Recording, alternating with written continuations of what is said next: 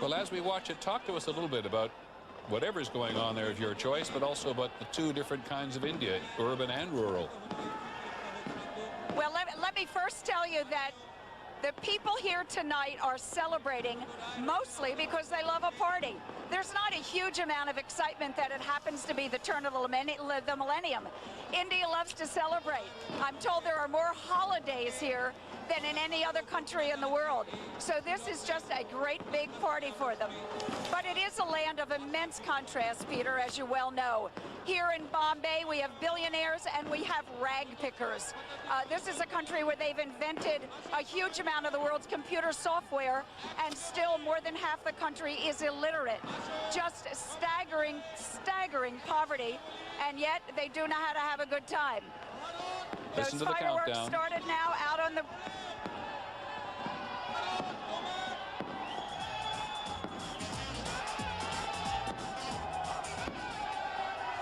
And so India passes into the new millennium as well. This country that really had its greatest midnight only a couple of years ago when it celebrated its independence. 50 years ago in 1948, the War of Independence, which led to partition between India and Pakistan and what is now Bangladesh.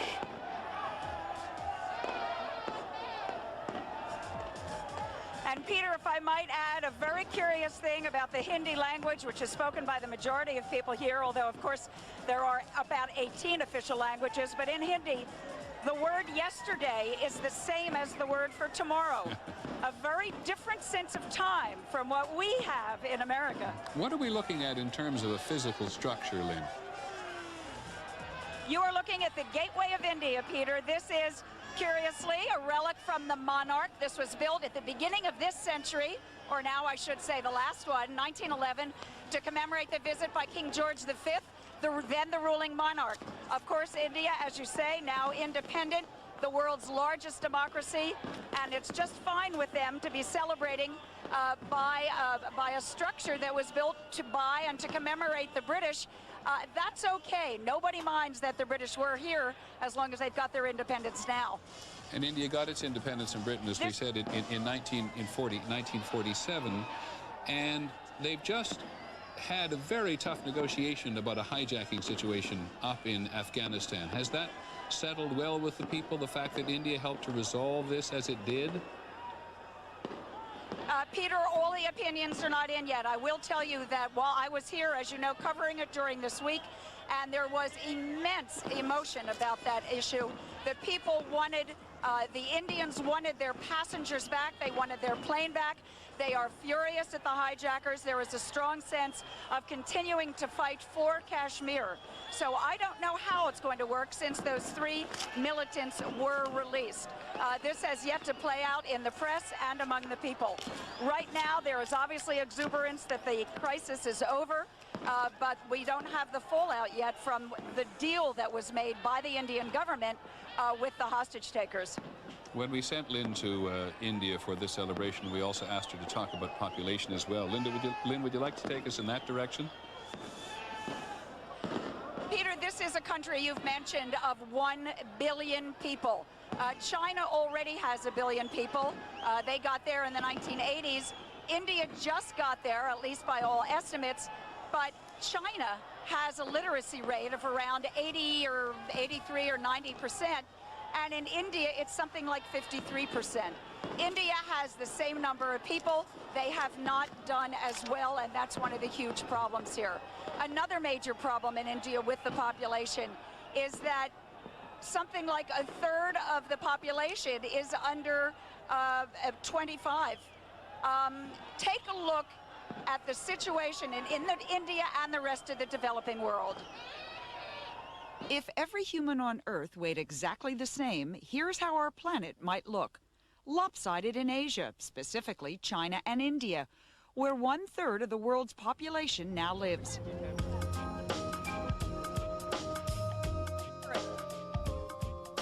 It took the world 3 centuries until 1800 to grow to 1 billion.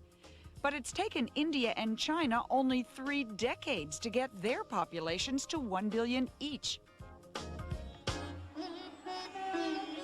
By 2050, India is expected to add another 500 million, making it the most populous country on the globe. And that threatens already dwindling resources. Many of these countries, including India, are simply outrunning their water supplies. Water shortages will translate into food shortages, and that in turn could increase malnutrition and hunger, and especially infant mortality. More people also means more cities. Half the world is expected to live in urban areas within 5 years. And more pavement means less open land, less space for the other creatures on our planet. But India has actually started to slow its rate of growth, bringing fertility rates down. In the middle of the 20th century, Indian women on average had about 6 children per woman. Today they have 3. That's both because Indian women, especially young Indian women, want smaller families than their mothers had, and it's also because the government has been at least modestly successful in providing good family planning services to the people of India. Ironically, when family planning is too successful, falling birth rates can lead to equally gloomy predictions. In Italy, for instance, as in several other developed countries, more people are dying than are being born, which means the average age there by 2050 is predicted to be 70. The goal, experts say, to reach a stable society is for each couple to reproduce itself, 2 parents, 2 babies. That happens to be precisely where the United States is today. In other words, demography is not destiny. Societies can change. The question is, can those facing the biggest challenges change fast enough to make a difference? Where is that? And so we get a look at the burdens of population and the challenges of population in the next century. I want to go back to Lynn Sher very briefly in India. Lynn, that celebration that we've been watching behind you, I apologize for still being confused, is out in the harbor, out in the Bay of Bombay? No, not this one, Yes, the one that we've been watching on videotape. That is right behind me in the Arabian Sea. It's in the harbor, right behind the gateway of India. To get your bearings, I know you've been here lots. The Taj Mahal Hotel, which supplied the fireworks, is essentially where I'm standing. Right behind me is the large public space. Right. The gateway is behind my right shoulder, the Arabian Sea behind my left. That's what's going on back there. Okay, thanks very much. Apologize for my confusion. Lynn Sher, by the way, is going to chat live from Bombay on abcnews.com. Lynn, this is your first visit to India. I want to know what your most powerful impression is. The answer is the number of people. It's staggering. It's so hard to wrap your mind around the fact that there are this many people almost everywhere, Peter. This country adds 20 million people a year. That's the size of Australia. 50,000 new babies a day. You see it in the cities. You see it in the countryside. This is a very, very large train to start to turn around. It's happening, but it's going to take a while. Peter? Okay, Lynn, thanks very much for a wonderful job in India. What a place to celebrate the new millennium, looking at the past and the future. In terms of population, I want to talk just a little bit with someone who's a student. Byron Bay, I imagine, because they thought they were going to be the first spot in Australia to see the sun, but because of the curvature of the Earth at this time of year, in fact, it's Tasmania, because the sun's not directly east, it's southeast. Yes, although I would say by this time in the morning in Byron Bay, they're having such a good time there. They're not worrying too much. I think they would have been having a good time in Byron Bay.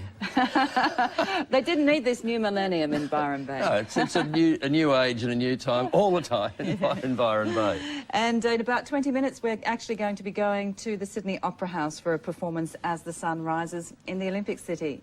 But right now, live from Cape Town's Tabletop Mountain, South African artist Vicky Sampson is about to sing African Dream.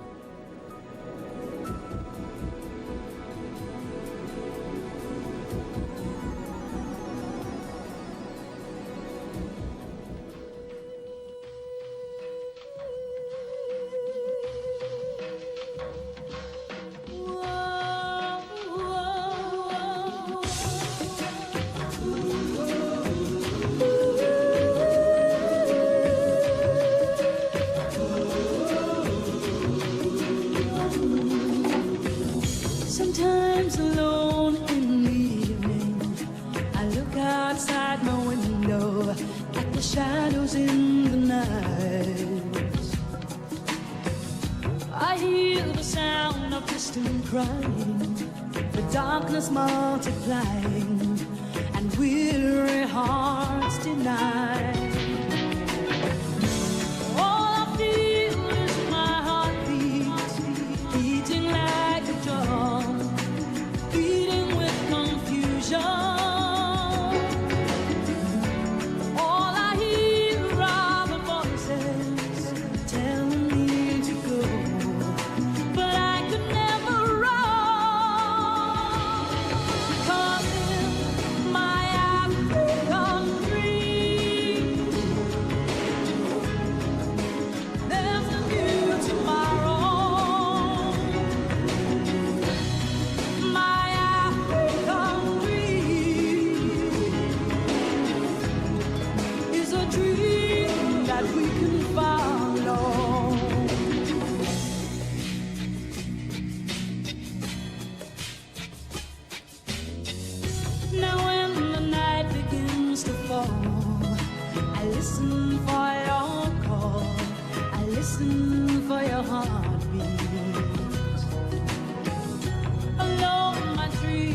Just a dream, another false illusion, a shadow in the night.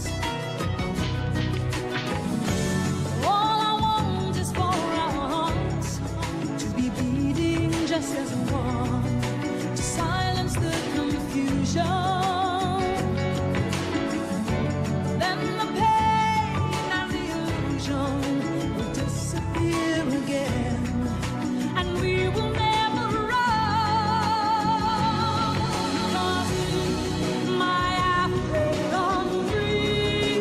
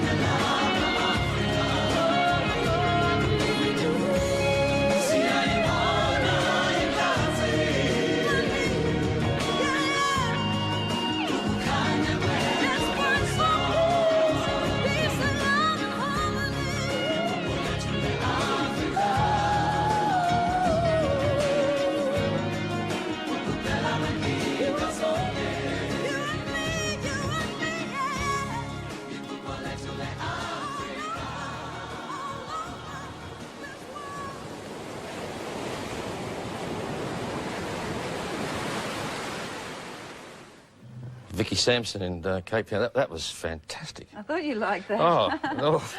Shivers cool up the and spine stuff. I'm an old jazz rock freak from way back, and that was lovely. But I jotted down one line: no more wars and no more anger. I mean, you know, if singers can sing that sort of stuff, why can't the rest of us actually do it? Yes, not a bad thing for the new millennium. And actually, we've been having, of course, material coming in from all over the world on satellite while we're looking at other things. And we also had a special piece on the glacier, the Perito Moreno Glacier in Argentina. We're going to have another look at that right now. Good stuff.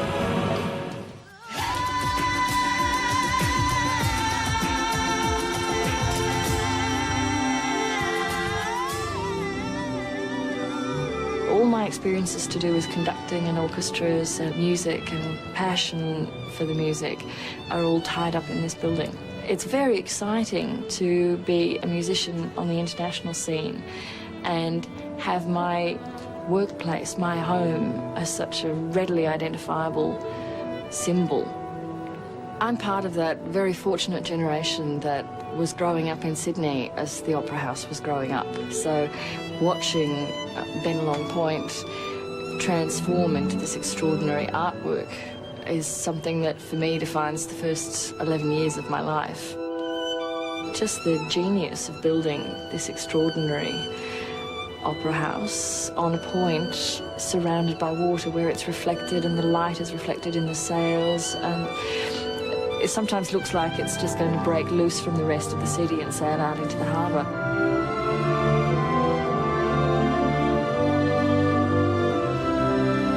It was a very forward-looking design. A lot of people thought it was insane, crazy, why do it? And yet it's a building that more than any other has really put us on the map. The daring of the design and the fact that it is so unique for me does represent something about Australian culture and Australian life. It's, take a risk, do something that people might think is impossible, but give it a go.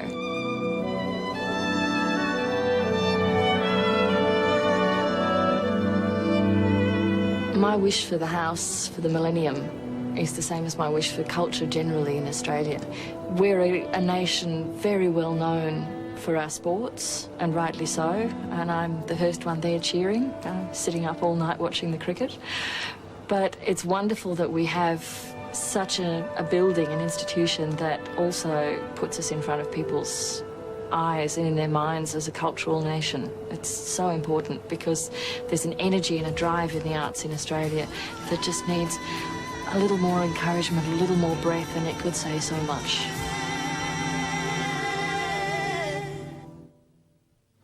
Simone Young, she's quite an Australian, isn't she? She's fantastic. She's a great role model too, you know. Yeah. One of the world's very few famous young female conductors, as well as being just a terrific person. And a cricket nut. Well, yes, apparently, yes. Apparently, yeah. The music's been absolutely amazing. We're putting together a highlights videotape, which will be available in about a week's time, I think, for people to grab onto. And I think Simone will probably make that, I would imagine. A special one on Australian. The Australian content, yes, yes. We might have to put a world content one together too, I think. It'll be a long one. Yes, it would. Yep. Well, we've seen some people doing amazing things, hanging off various parts of the Opera House in the last 12 hours or more, or less than 12, but getting close to 12 during the broadcast. And now a more reverent but equally awesome performance from the Six Sails. Breath of the Spirit was composed by Ross Edwards. Ross is well known for his powerful orchestral scores, and his music is frequently used to accompany dance and film. He wrote the music for Bruce Beresford's celebrated film Paradise Road, for instance. He's also noted for the way he celebrates Australia's cultural and ethnic diversity, which we see in Ross's choice of instruments. Tell me how to say shakuhachi. Shakuhachi. Got it right. Or Japanese bamboo flute, played by Grandmaster Riley Lee. On saxophone, Sandy Evans, and didgeridoo, Matthew Doyle. And the beautiful voice of 12-year-old Eleanor Baroni will echo from the Sails, and completing the ensemble on terra firma are members from Sydney's Children's Choir and the Sydney Chamber Choir. The work's been especially commissioned by the ABC and the Sydney Opera House for this 2000 Today Millennium event.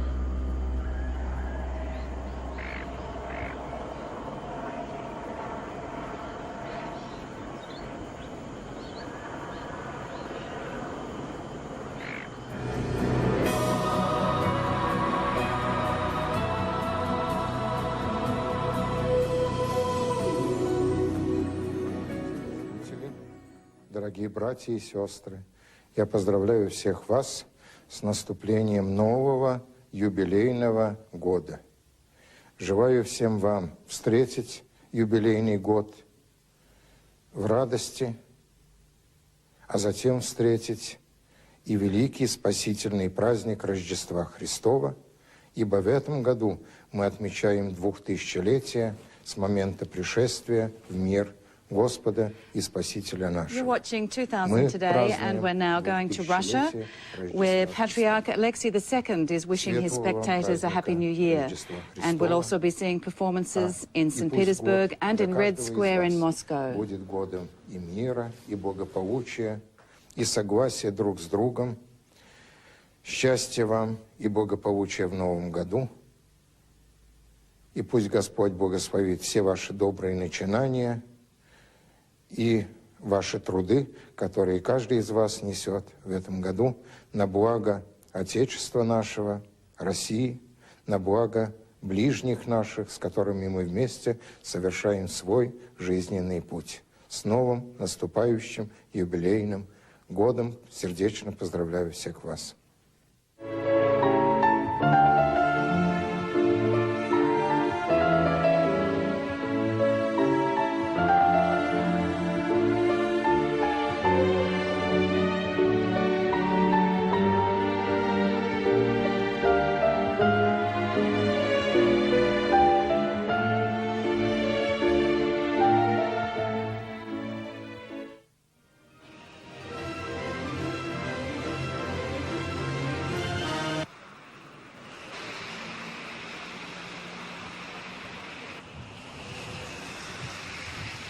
Новым годом, всем желаю счастья, здоровья, успехов в новом 2000 году.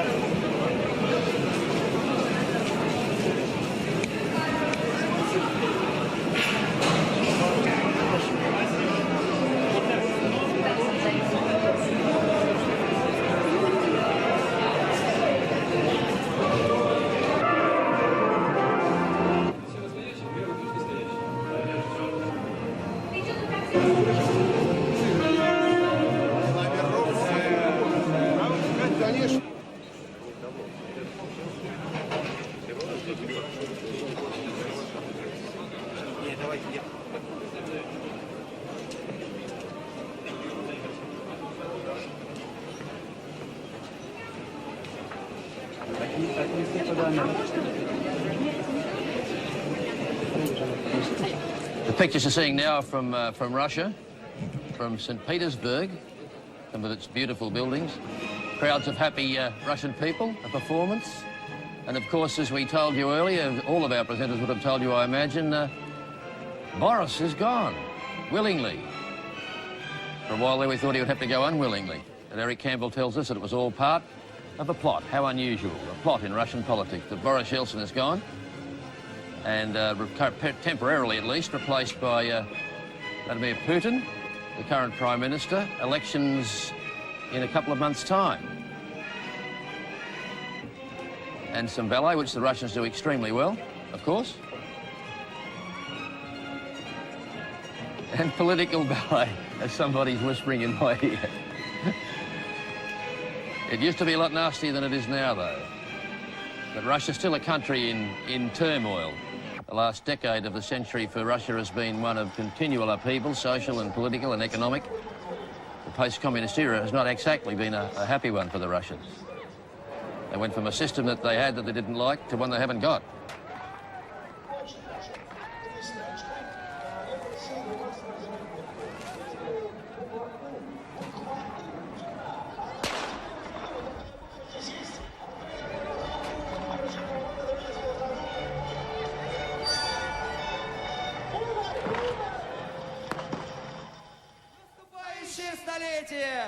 Сейчас остается всего-навсего 10 секунд. Еще сейчас мы им покажем. Да, ну-ка давайте еще разочек. Вы! Yes, получается, у нас все получается, остается у нас. Поехали! Миллениум! Да! Все! BBC поехала, ребята! На вас смотрят! На вас смотрят 143 страны! 143 страны видят ваши руки! И сюда, на эту сцену, поздравлять все 143 страны выходит ансамбль популярной музыки «Чеватуха». Поехали! Ребята, давайте руки ваши вверх! Голоса! Кричите, кричите! 143 страны смотрят на вас. «Чеватуха». Поехали! Поехали!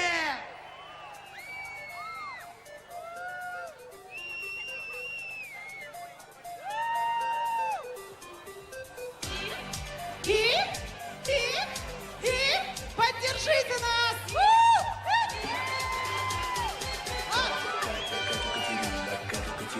Сердце мое, браво, Катя, браво, Катерина, сердце мое.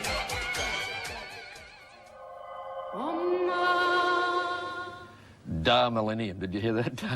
It's to be hoped that the first decade of the 21st century is a hell of a lot nicer for the Russians, for want of a better word than nice, than the last decade of the 20th century. That was wintry Moscow and St. Petersburg, the Kremlin, Red Square, the lot. And some beautiful cathedrals, many of which, you know, would have been there in the last millennium. So, Indeed. Not everything is new and happening today, is True, it? It's true. amazing. And actually, here on this side of the world, we've got some fantastic music going on. As you know, George, this is a music fest, this it sure millennium is. event. It sure is. And we're going to be hearing some music by Michael Kieran Harvey, who's one of Australia's great young pianists. He's very passionate, a real virtuoso. But first of all, we're going to hear a few of his own thoughts on the millennium.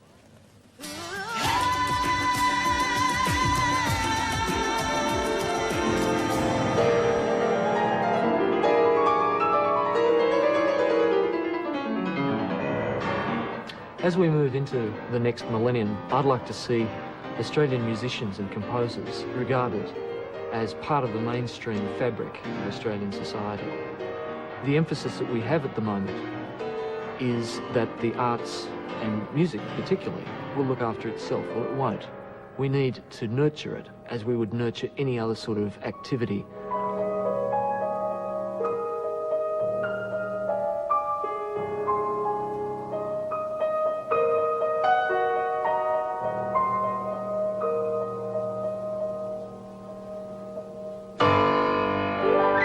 I'm very positive about the future of Australian composition because I think the young composers that I deal with and the young musicians that I teach or that I hear play in a very confident manner, compose in a manner which I think is unique. So by staying here and by looking out to the rest of the world, as from a lighthouse or as from a beacon, not as an isolationist, but as a place, a sanctuary where you can create and enrich the rest of the world. That's what I'd like to see younger people regarding Australia as.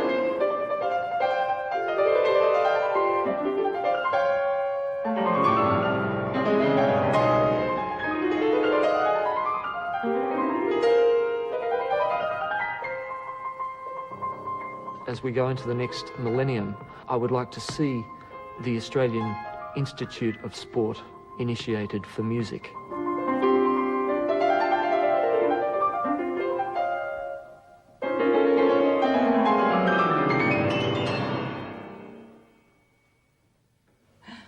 Michael Kieran Harvey. That's quite a Michael Kieran Harvey thing to say about. Let's have an Institute of Sport, an equivalent of, with the same power and the same finance. He's a very outspoken and passionate proponent of contemporary music. That piano, that's quite something. Well, that's an extraordinary piano we can be very proud of. It's made by Wayne Stewart, and there's only two in the country. They're known as the Stewart pianos, and they're made from Tasmanian Huon pine. Right. And as a matter of fact, you'd need a real specialist to explain it, but what it does is not only a beautiful thing to play on, and Michael Kieran Harvey adores it, but it also has a certain kind of vibration built into it that is based on quite ancient instruments. It's some reversal of the strings and the way they vibrate. So again, we go back in history and remember that we're all informed by history, because these are fairly new pianos that are being made right now. Yes, he's a passionate young man. We're going to hear from him in a moment, but pianists are passionate people. I mean, David Helfgott is a friend of mine, I said, name-dropping, but yeah, and David is an amazing Australian, Michael Kieran Harvey, an amazing Australian. I mean, we're fairly fortunate when you see these people in aggregation. Yeah, especially on the piano, I think, for some reason. But Michael Kieran Harvey, see, he can play very virtuoso, difficult music, very, very difficult atonal music, or he can play music we all feel very comfortable with. And I think we're lucky that we have musicians. Anyone can go and hear and love their music at one time or another. Yes. And he's going to play a piece for us now that was especially commissioned by ABC Classic FM. And again, it's typical of him because it's a composition by Kathy Travis, so it's a special composition, a brand new one. He's performing it on one of his greatly loved and celebrated Stewart pianos now in existence.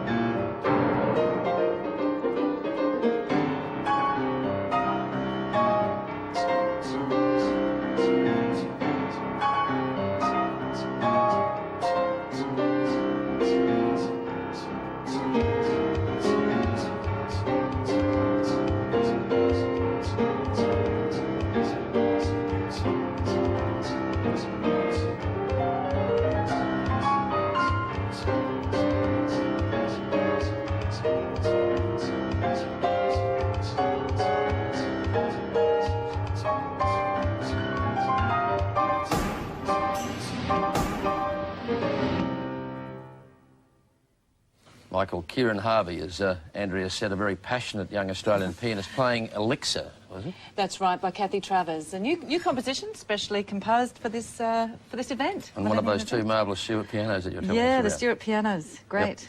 I know we have some more highlights for those of you who are just stumbling home at 6 o'clock in the morning, but you're allowed to on an occasion like this. A highlights package, we're going to show you some stuff from the UK, from Edinburgh and Cardiff, and also, probably for my benefit, I don't know, something from Italy, something based on Puccini's Tosca. Did you see that during your time in Italy? Yes? In our local square, would you believe? I mean, our local square, we saw the it whole perform. world happens in the Italian square and the European square. It went rock and roll the night before, and Puccini's Tosca the next night. That's the way the Italians are. Yeah. It's music, it's got to go in the local square. Yeah. But these highlight packages, I think, are a wonderful idea because people wouldn't have been sitting in front of their television set for the entire time, so going back over things I think is going to be very useful for those people who were doing something else when we were doing this. Fantastic.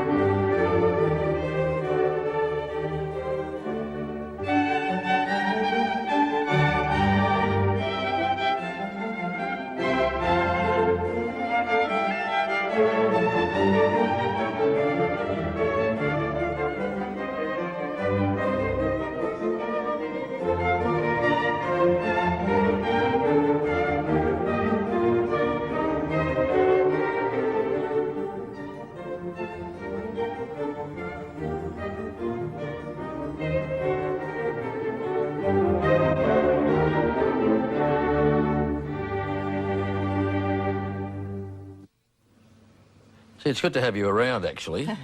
Was your Tosca like that in your Italian square? No, everybody was fully clad at all times. It was very respectable. But would Puccini approve of that adaptation? Well, I think of his Puccini work? would probably quite like it because he was a bit on the romantic side. But I think for an Australian eye, it's probably rather flowery and looks a bit High like camp. a parody of a parody. It does. You could say high camp, perhaps in Yeah. old-fashioned language. But the Italians are getting more and more like that in all sorts of ways. I mean, they used to be stereotypical and very conservative and very conventional and traditional in the way they presented things, but I've noticed in the time I've been there, more and more of that sort of originality creeping in. Really? And what about in your square when they did Tosca? Did they have the real Leaning Tower of Pisa, or did they have that? No, You were no. saying you don't think that was not the real thing. No, the real thing is in fact being held up by gigantic cables at the moment, so it doesn't very rapidly become the X-Tower of Leaning Tower of Pisa. Yeah. Anyway, now, George, as you know, we've got satellites feeding in from all around the world. We're going to replay some of our highlights from places like Greece and China and New Zealand.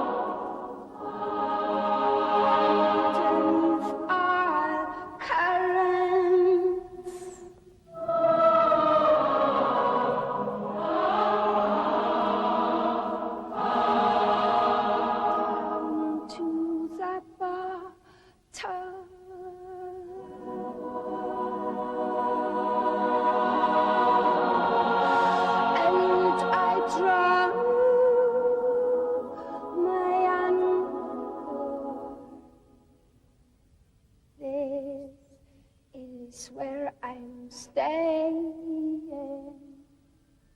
This is my home.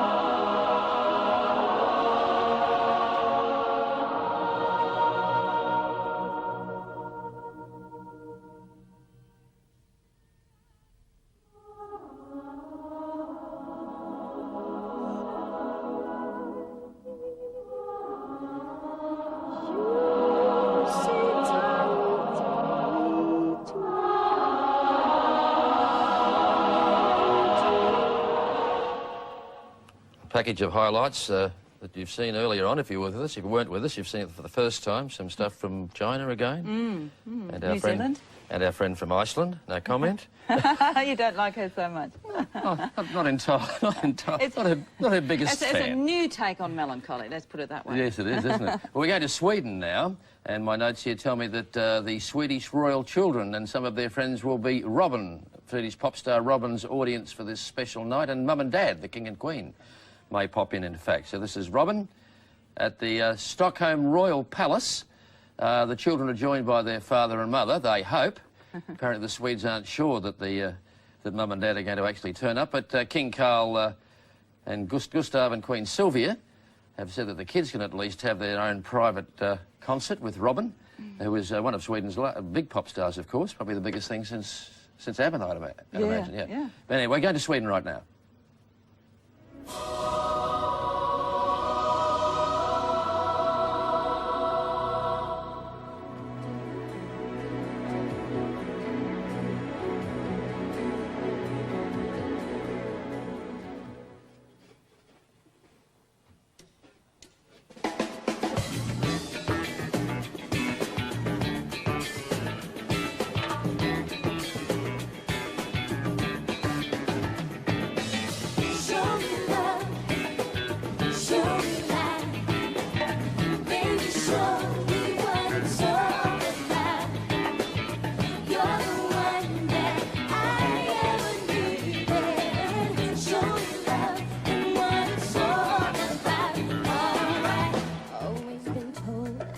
Too much pride, too independent.